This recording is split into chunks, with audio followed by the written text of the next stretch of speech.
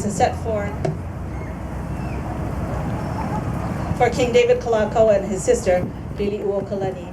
We opened with a chant Kavika, which is one of the very first chants that everyone at Halau, Mohala, Ilima learns, just the way it was in my Kumu's Halau Hula Maiki with Auntie Maiki Ayule.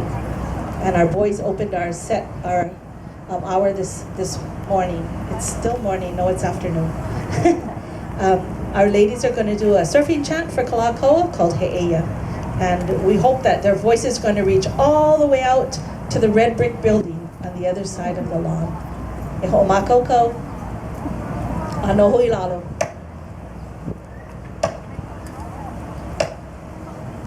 Excuse me, ma'am.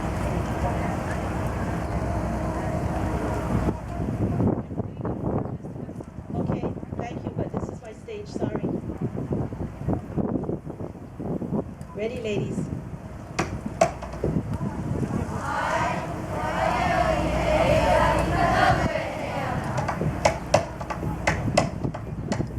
Pa?